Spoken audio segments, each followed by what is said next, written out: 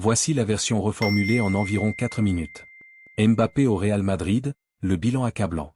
Une étude publiée cette semaine change complètement la narration autour de Kylian Mbappé au Real Madrid.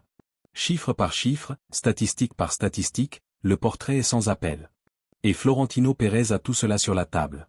Commençons par ce que les madridistes utilisent pour défendre Mbappé, 24 buts en Liga cette saison, meilleur buteur du championnat, le Pichichi. Sur le papier, c'est spectaculaire. Mais un chiffre sans contexte ne veut rien dire, et le contexte change tout. Premier point, la conversion. Mbappé a eu besoin de 126 tirs pour marquer ses 24 buts, soit un but toutes les 5,2 tentatives. Lewandowski dans ses meilleures années convertissait un tir sur 3. Mbappé est le joueur qui tire le plus en Liga avec près de 5 tirs par match, mais il convertit bien moins qu'on pourrait l'attendre d'un prétendu meilleur finisseur du monde. Deuxième point, le coût par but.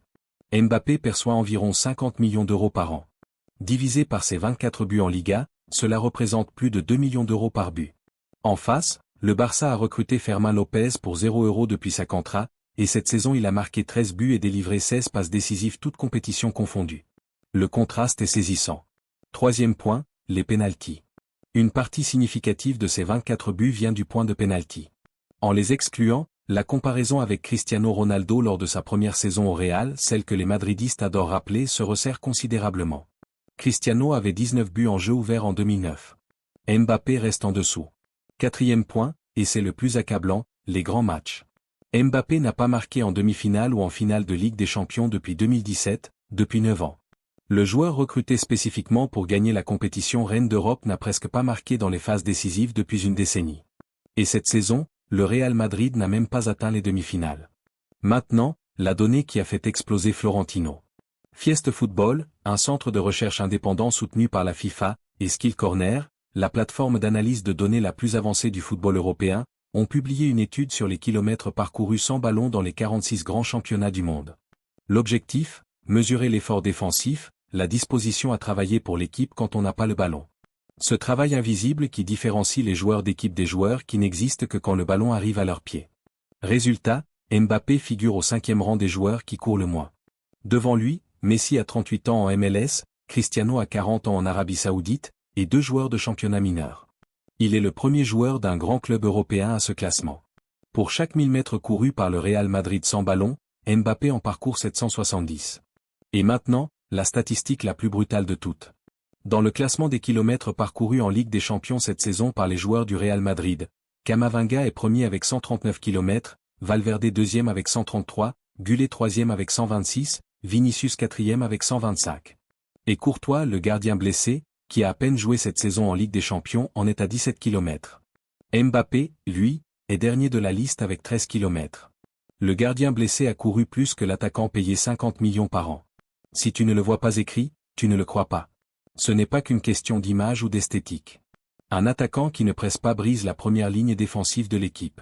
L'adversaire construit depuis l'arrière avec un confort total, les milieux adverses reçoivent dans des espaces libres, et le pressing du Real Madrid devient un pressing à moitié fait, ce qui est pire que de ne pas presser du tout, car cela découvre des espaces sans récupérer le ballon. Résultat concret, le Real Madrid a encaissé des buts lors de 9 matchs consécutifs en Liga, 12 buts encaissés en 9 matchs. La plus longue série sans cage inviolée depuis 2004. L'impact sur les coéquipiers est tout aussi dévastateur. Endrick, 19 ans, vitesse explosive, instinct de buteur, Pichichi du mondial des clubs, il est prêté à Lyon faute de place dans un système saturé par Mbappé. Gonzalo Garcia, pur produit de la Contra, totalise 6 buts en 1000 minutes, réduit à des miettes de temps de jeu. Bellingham, qui avant l'arrivée de Mbappé était le meilleur joueur du Real Madrid, le leader du vestiaire, celui qui marquait dans les moments décisifs, il traverse aujourd'hui sa pire saison en rouge et blanc. Non pas parce qu'il a baissé de niveau, mais parce que le système s'est réorganisé autour d'un seul homme. Et Vinicius, lui, court 125 km en Ligue des Champions, presse, défend, travaille dans les deux sens. Le vestiaire l'a choisi comme vrai leader. Pas Mbappé. La comparaison avec le PSG est sans appel. Avec Mbappé pendant des années, jamais de Ligue des Champions.